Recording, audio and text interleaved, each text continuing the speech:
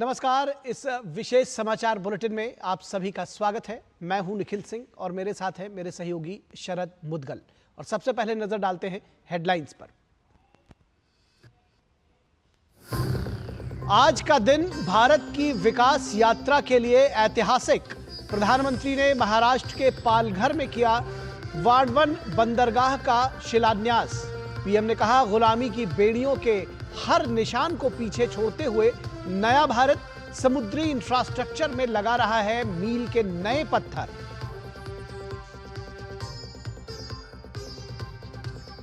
देश में बीते 10 वर्षों में हुआ $31 बिलियन का निवेश। स्टार्टअप में हुई 500 गुना वृद्धि। मुंबई के ग्लोबल फिनटेक फेस्ट में बोले प्रधानमंत्री। कहा कि देश 21वीं सदी की जरूरतों के मुताबिक बढ़ रहा है आगे। भारत का यूपीआई फिनटेक दुनिया के लिए एक बड़ा उदाहरण।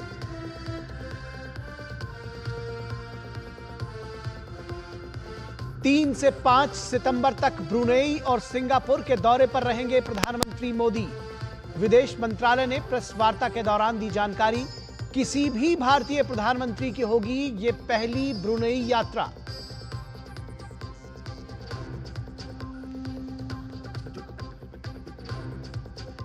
कोलकाता रेप मर्डर केस के विरोध में भाजपा की महिला मोर्चा के विरोध मार्च को पुलिस ने रोका। मार्च से पहले ही लिया महिलाओं को हिरासत में। बीजेपी ने सीएम ममता बनर्जी पर बलात्कारियों को बचाने का लगाया आरोप। सीएम के लाई डिटेक्टर टेस्ट की मांग की।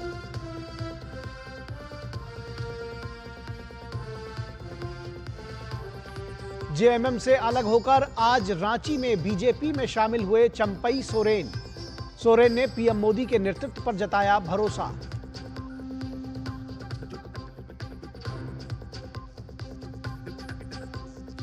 दिखने लगे फ्री बी और गारंटी योजनाओं के साइड इफेक्ट्स।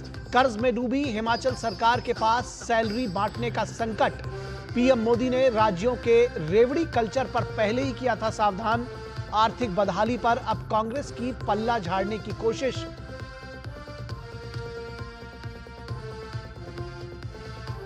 और खेल से जुड़ी खबरों में पेरिस ओलंपिक में भारत की शानदार शुरुआत। 10 metre air rifle standing S1 में भारत को 4 पदक। अवनी लेखरा ने जीता स्वर्ण और मोना अग्रवाल ने कांस्य पदक पर जमाया कब्जा।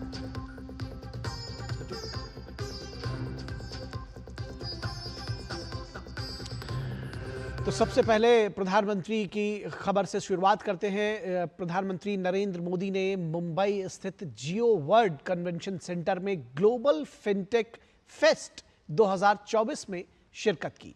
उन्होंने फिनटेक से जुड़े नवाचारों की एक प्रदर्शनी का अवलोकन किया।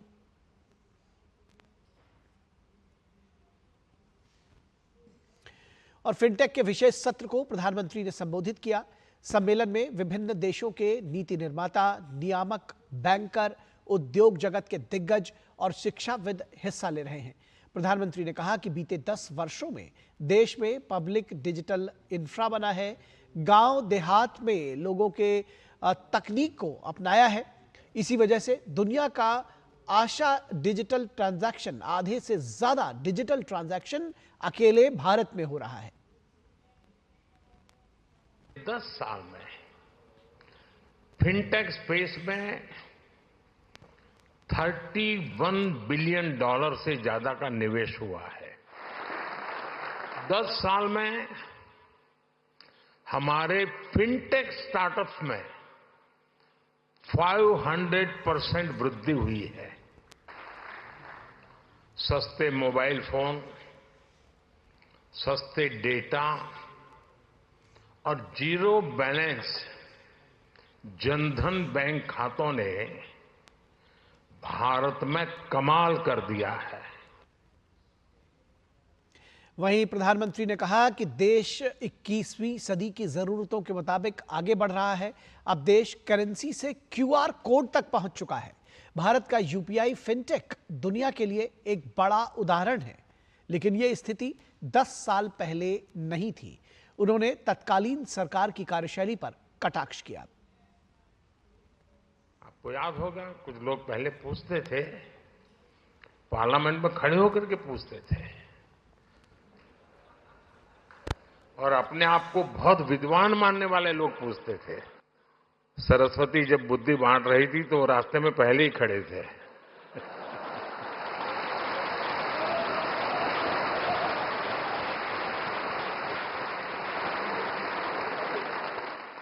और क्या कहते थे?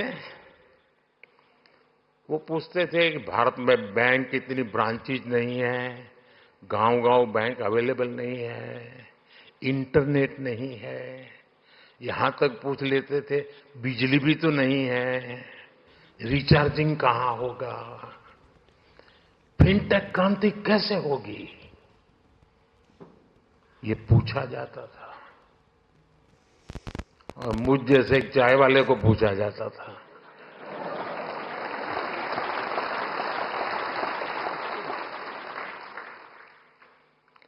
लेकिन आज देखिए, एक दशक में ही भारत में ब्रॉडबैंड यूजर 60 मिलियन यानी 6 करोड़ से बढ़कर 940 मिलियन यानी करीब 94 करोड़ हो गए।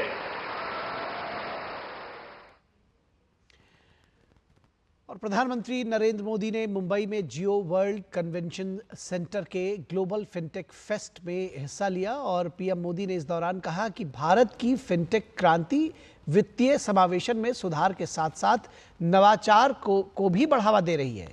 पीएम ने इस दौरान कुछ स्टार्टअप्स के साथ चर्चा की और अपने सुझाव भी दिए। पीएम मोदी ने ब्रिस्कपे के फाउंडर को क्या सुझाव दिया, सुनते हैं इस एक्सक्लूसिव बातचीत में। प्रधानमंत्री नरेंद्र मोदी ने फिनटेक फेस्टिवल के दौरान कुछ स्टार्टअप्स के साथ भी मुलाकात की और मेरे साथ एक ऐसे स्टार्टअप है M2P के फाउंडर प्रभु। क्या बातचीत हुई प्रधानमंत्री से? वो शुरू किया था पूरा डिस्कशन को, और यहाँ पे हम जो भी कर रहे हैं ना, फाइनेंशियल इंक्लूजन और whatever software we have been developing in India, now it is getting exported to the world. He was very appreciative of the fact. Pavilion visit किया, आपने इंटरेक्ट किया, क्या बातचीत हुई, उन्होंने क्या मंत्र दिया? कंपनी स्टार्ट किया था, हम लोग क्रॉस बॉर्डर पेमेंट में काम कर रहे हैं, जो हमारा जो छोटे व्यापारी है, जो लघु उद्योग, जो MSME हम बोलते हैं उनको, उन लोग का जो पेमेंट जो बाहर से आने वाला है, वही पेमेंट को हम लोग कैसे फास्टर आ सकता है, कैसे चीपर आ सकता है, कैसे ट्रांसपेरेंट मोड में आ सकता है, कैसे सिक्योर वे में आ सकता है, हम उसका पर काम कर रहे हैं। ये सेगमेंट में सभी फॉरेन प्लेयर है, वो लोग जो चार्ज करते हैं बिलीव नहीं कर पाओगे, ट्रांजैक्शन में 8% का ऊपर भी चार्ज करते हैं, 3 से 8% चार्ज करते हैं। आप सोचिए अगर 100 रुपया कोई बाहर से अंदर लेके आ रहा है, वो 8 रुपये तो वही लोग ले लेते हैं। तो इसका इनका प्रॉफिटेबिलिटी में इम्पैक्ट करता है, इनका वर्किंग कैपिटल में इम्पैक्ट करता है, कैश फ्लो में इम्पैक्ट करता है, बढ़ नहीं सकते। आप बिलीव कर सकते हैं 65 मिलियन हमारा पास MSME है, उसमें से 200,000 से कम बाहर में एक्सपोर्ट कर रहे हैं। तो हम लोग ऐसे सोल्यूशन, हमारा इंस्पिरेशन ये है कि हम ऐसे सोल्यूशन बनाएं, इतना चीपर बनाएं। हम लोग लेस देन 1% में कर रहे हैं, 24 घंटे के अंदर सेटलमेंट दे रहे हैं, मोबाइल ऐप और वेब इंटरफेस की तरह दे रहे हैं, सो दैट कि अंधों को, हमको पता है कि MSME ऑफिस में बैठा नहीं रहेगा, वो काम करता रहेगा, उसको वहीं पे नोटिफिकेशन मिले, वहीं पे पता चले उसका पैसा मिल गया, एंड पैसा सिक्योर वे में उसका बैंक अकाउंट में आ चुके। ये जब हम मोदी जी को बताया, वो बहुत खुश हुए। 6.5% लोगों को लगता है पैसा मूव करने के लिए।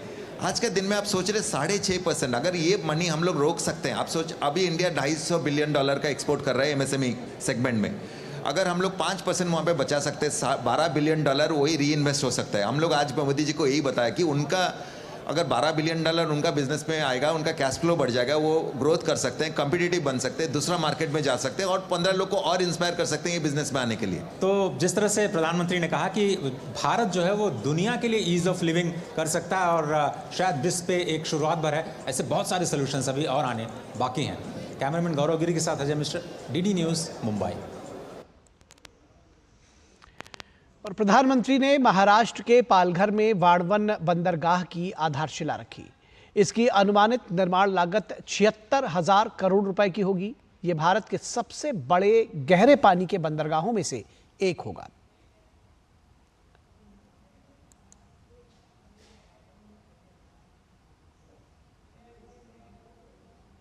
हमारे देश को वर्षों से दुनिया के साथ व्यापार के लिए एक बड़े और आधुनिक पोर्ट की जरूरत थी।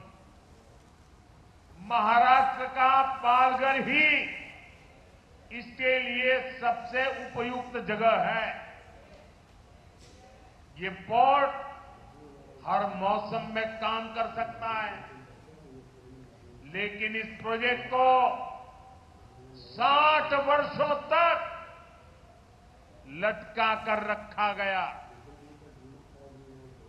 महाराष्ट्र और देश के इतने जरूरी काम को कुछ लोग शुरू ही नहीं होने दे रहे। 2014 में आप सबने हमें दिल्ली में सेवा करने का मौका दिया।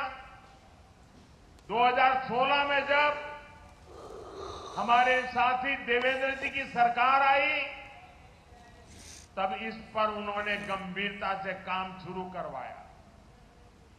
2020 में यहां पोर्ट बनाने का फैसला भी कर लिया गया, लेकिन उसके बाद सरकार बदल गई और 2.5 साल तक फिर यहां कोई काम नहीं हुआ। आप मुझे बताइए, अकेले इस प्रोजेक्ट से यहां कई लाख करोड़ रुपए के निवेश का अनुमान है। यहां करीब 12 लाख रोजगार के अवसर पैदा होंगे। महाराष्ट्र के इस विकास से आखिरी किसे आपत्ति थी? कौन लोग थे जो महाराष्ट्र के विकास को ब्रेक लगा रहे थे? ये कौन लोग थे जिनको महाराष्ट्र के नौजवानों को रोजगार मिले इससे इतराज था? पहले की उन सरकारों ने क्यों इस काम को आगे नहीं बढ़ने दिया? ये बात महाराष्ट्र की जनता को कभी भी भूलना नहीं चाहिए। वहीं प्रधानमंत्री ने सिंधुदुर्ग में छत्रपति शिवाजी की मूर्ति क्षतिग्रस्त होने पर खेद जताया। उन्होंने कहा कि शिवाजी को वो आराध्य मानते हैं और मूर्ति के क्षतिग्रस्त होने की घटना पर वो क्षमा मांगते हैं। पिछले दिनों सिंधुदुर्ग में जो हुआ, मेरे लिए, मेरे सभी साथियों के लिए छत्रपति शिवाजी महाराज ये सिर्फ नाम नहीं है। हमारे लिए छत्रपति शिवाजी महाराज ये सिर्फ राजा महाराजा राजपुरुष मात्र नहीं है। हमारे लिए छत्रपति शिवाजी महाराज आराध्य देव है।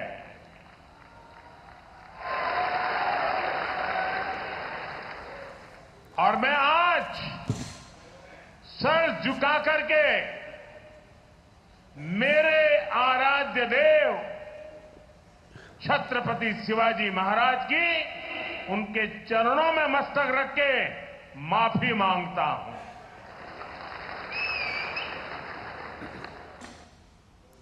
प्रधानमंत्री ने महाराष्ट्र के पालघर में वाड़वण बंदरगाह की आधारशिला रखी। प्रधानमंत्री ने 1560 करोड़ रुपए की लागत वाली 218 मत्स्य पालन परियोजनाओं का उद्घाटन और शिलान्यास भी किया। इस दौरान मत्स्य पालन से जुड़े लाभार्थियों से उन्होंने मुलाकात भी की। लाभार्थियों ने डीडी न्यूज से अपने अनुभव साझा किए। मुझे किसान क्रेडिट कार्ड की मदद से 1 लाख रुपए लोन मिला था। उस लोन से मैंने मच्छीमारी में मुझे आसानी हो गई, उससे मेरा प्रॉफिट बढ़ गया। मैंने प्रधानमंत्री मत्स्य संपदा योजना का जो वो स्कीम है उसके अंतर्गत रास ये जो कल्चर है उसका लाभ लिया है और आज अपने पंतप्रधान मोदी जी से मिलके मुझे बहुत ही अच्छा लगा। मतलब ऐसा मौका शायद सबको नहीं मिल सकता। मुझे प्रधानमंत्री मत्स्य संपदा योजना का लाभ मिला है और आज प्रधानमंत्री से मिलके बहुत अच्छा लगा। उन्होंने बोला कि आप रोजगार लेने वाले नहीं हुए, रोजगार देने वाले हुए, आत्मनिर्भर भारत का आत्मनिर्भर युवक, ऐसा उन्होंने बोला तो मुझे अच्छा लगा। इस योजना के लिए फाइल दाखिल किया था और फिशरी कॉलेज को लोग ट्रेनिंग भी देते हैं, इसके बारे में मालूमात भी देते हैं और फिशरी डिपार्टमेंट को लातूर वाले मदद भी करते हैं फाइल शुरू होने से यानी कंप्लीट होने तक। और उसके बाद जो प्रॉब्लम तुम्हें आते हैं क्रेडिट होते हैं यानी बायोफ्लॉग के अंदर, तो टोटली हम आपको उसके अंदर बताते हैं कि इस तरह से जो भी प्रॉब्लम आए उसका हल बताते हैं। मुझे प्रधानमंत्री से योजना से आर्टिफिशियल रीफ जो मच्छी को बढ़ावा देती है उसका लाभ मिला है। बोले तो मुझे ही नहीं, सारे जो सोसाइटी है सब मछुआरों को मिला है। तो वो हिसाब से जो रीफ डाला है उससे हम लोग को आज नहीं तो कल मच्छी को बढ़ा देने की सुविधा मिलेगी। और विदेश मंत्रालय ने प्रधानमंत्री नरेंद्र मोदी के ब्रुनेई दौरे की जानकारी देते हुए बताया कि वो 3 और 4 सितंबर को ब्रुनेई का दौरा करेंगे। इसके बाद पीएम मोदी 5 सितंबर को सिंगापुर का दौरा करेंगे, जो किसी भारतीय प्रधानमंत्री द्वारा पहली द्विपक्षीय यात्रा होगी। Prime Minister Shri Narendra Modi, at the invitation of His Majesty Sultan Haji Hassan Al Bolkiah, is scheduled to visit Brunei Darussalam during 3rd and 4th September 2024. This will be the first ever bilateral visit by an Indian Prime Minister to Brunei. The visit coincides with 40th anniversary of establishment of diplomatic ties between India and Brunei. From Brunei, the Prime Minister will thereafter visit Singapore on 4th and 5th September 2024 at the invitation of Prime Minister His Excellency Mr. Lawrence Wong of Singapore. National cooperative organic limited और उत्तराखंड की organic उत्पाद परिषद के बीच नई दिल्ली में MOU पर दस्तखत हुए हैं। इस समारोह में केंद्रीय गृह एवं सहकारिता मंत्री अमित शाह ने भी हिस्सा लिया। इस मौके पर उन्होंने ऑर्गेनिक खेती के फायदे गिनाते हुए देशवासियों से इसे अपनाने की अपील की। हमारे प्रधानमंत्री नरेंद्र मोदी जी और भारतीय जनता पार्टी दोनों ने एक लक्ष्य रखा था कि इस देश की विशाल कृषि योग्य भूमि को जैविक खेती के लिए तैयार करना। और आज जैविक खेती का आंदोलन, ऑर्गेनिक खेती का आंदोलन देखते देखते देखते एक महत्वपूर्ण मकाम पर पहुंच चुका है। जैसा बताया गया, दुनिया भर में सबसे ज्यादा ऑर्गेनिक खेती का उपजों का प्रोडक्शन अगर कहीं होता है तो हमारे यहाँ होता है। जो मुनाफे वाला व्यापार है जैविक उत्पादों का, उसमें हमारे किसान का हिस्सा बढ़ता है, इसकी आय की बढ़ोतरी होती है, जल का स्तर ऊपर आता है, पानी का बचाव होता है, उत्पादन बढ़ता है और खाने वाले का स्वास्थ्य भी सुधरता है। केंद्रीय गृह मंत्री ने बताया कि ऑर्गेनिक उत्पादों की शुद्धता के लिए नेशनल कोऑपरेटिव ऑर्गेनिक लिमिटेड और अमूल देश भर में प्रयोगशालाओं का नेटवर्क बनाने जा रहे हैं। इससे देश के लोगों को विश्वसनीय जैविक उत्पाद मिलेंगे। भारत ब्रांड ऑर्गेनिक फूड जो बाजार में हमने रखा है, अभी कुछ ही उत्पाद है, मगर 2-3 साल में हम लगभग वेजिटेरियन खाने के हर क्षेत्र में पहुंच जाएंगे। वो विश्वसनीय भी है क्वालिटी की दृष्टि से और ऑर्गेनिक प्रॉपर्टी की दृष्टि से, क्योंकि मुनाफा हमारा उद्देश्य नहीं, इसलिए सस्ते भी हैं कंपैरेटिवली। और तीसरा, वो उसका एक एक पाई का मुनाफा हमारे देश के किसान की आय बढ़ाने के लिए आगे बढ़ने वाला है। और राष्ट्रीय सुरक्षा सलाहकार अजीत डोवाल ने कोलंबो सुरक्षा सम्मेलन के दस्तावेजों पर हस्ताक्षर किए। समझौते का उद्देश्य हिंद महासागर क्षेत्र में सुरक्षा और स्थिरता की चुनौतियों का समाधान करने में समूह की भूमिका को बढ़ाना है। हस्ताक्षर के दौरान डोवाल ने उभरती हुई हाइब्रिड सुरक्षा चुनौतियों का समाधान करने में कोलंबो सुरक्षा सम्मेलन के महत्व पर जोर दिया। कोलंबो में रहते हुए डोवाल ने श्रीलंका के राष्ट्रपति रानिल विक्रमसिंघे, प्रधानमंत्री दिनेश गुणावर्धने और श्रीलंका के सगाला रत्नायके और मालदीव के इब्राहिम लतीफ सहित अन्य राष्ट्रीय सुरक्षा सलाहकारों से मुलाकात की। और भारतीय जनता पार्टी के दिल्ली के विधायक राष्ट्रपति द्रौपदी मुर्मू से मुलाकात करने पहुंचे हैं। भाजपा विधायकों का यह प्रतिनिधिमंडल आबकारी नीति से जुड़े घोटाले में मुख्यमंत्री अरविंद केजरीवाल के जेल जाने के मद्देनजर दिल्ली में संवैधानिक संकट का मुद्दा उठाएगा।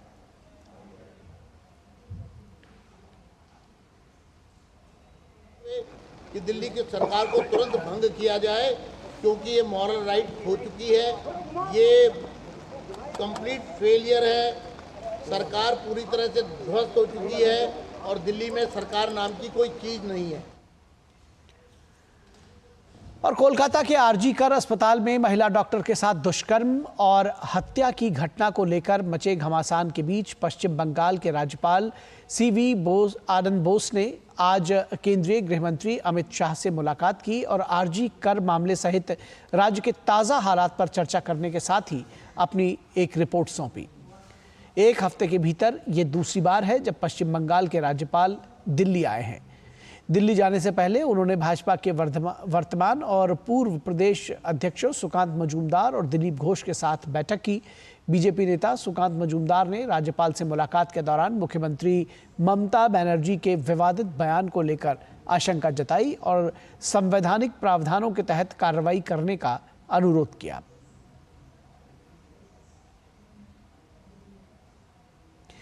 वहीं पश्चिम बंगाल की मुख्यमंत्री ममता बनर्जी ने अपने ही विवादास्पद बयान पर सफाई दी है। अपने राजनीतिक जीवन में ये पहली बार है जब ममता ने ये साफ करने की कोशिश की है कि वो 28 अगस्त के अपने विवादास्पद भाषण के दौरान डॉक्टरों को धमकाना नहीं चाहती थी। उधर आंदोलनकारी डॉक्टरों ने ममता के खिलाफ एफआईआर दर्ज करवाने की धमकी दी है। डॉक्टरों का कहना है कि जब तक जांच आगे नहीं बढ़ेगी तब तक उनका विरोध प्रदर्शन जारी रहेगा। वहीं दिल्ली के सभी रेजिडेंट डॉक्टर्स ने फैसला लिया है कि वो इस मामले में इंसाफ मिलने तक मौन रहकर विरोध प्रदर्शन करेंगे।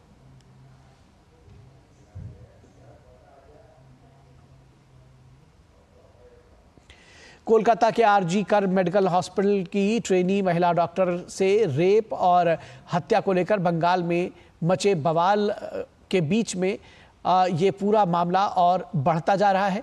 पीड़िता को न्याय दिलाने और प्रदेश सरकार की बदहाल कानून व्यवस्था के विरोध में शुक्रवार को कोलकाता में भाजपा की महिला मोर्चा ने बंगाल महिला आयोग तक मार्च का आह्वान किया था, लेकिन उन्हें मार्च करने से पहले ही पुलिस ने करुणामयी मेट्रो स्टेशन से हिरासत में ले लिया। भाजपा नेताओं के मुताबिक पार्टी की महिला नेता लॉकेट चैटर्जी और अग्निमित्रा पॉल को पुलिस ने यहां तक पहुंचने नहीं दिया। इसके अलावा महिला कार्यकर्ताओं का पीछा करते हुए पुलिस उन्हें हिरासत में लेने के लिए मेट्रो के अंदर तक दौड़ती हुई नजर आई।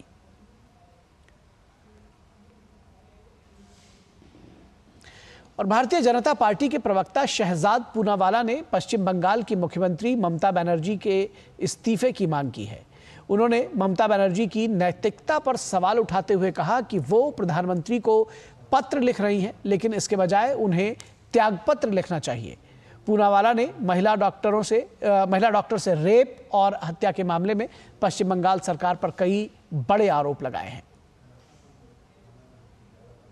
ममता बनर्जी ने दूसरा पत्र लिखा है प्रधानमंत्री मोदी को। वैसे पत्र लिखना चाहिए तो एक ही पत्र, वो है त्याग पत्र।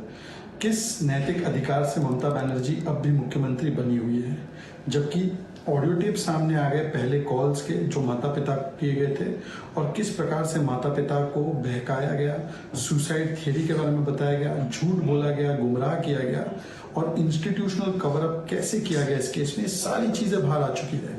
मतलब कि पहले क्षण से बेटी को न्याय दिलाओ नहीं, बलात्कारी बचाओ, सबूत मिटाओ और सत्य की आवाज दबाओ। अब तो माता पिता ने भी बोला है कि हम प्रदर्शन चाहते हैं, हम न्याय चाहते हैं, पर ममता बनर्जी न्याय नहीं बदला चाहती हैं। और झारखंड में साल के अंत में होने वाले विधानसभा चुनाव से पहले ही सियासी हलचल बढ़ गई है। राज्य के पूर्व मुख्यमंत्री और झारखंड मुक्ति मोर्चा के पूर्व दिग्गज नेता चंपाई सोरेन भाजपा में शामिल हो गए हैं।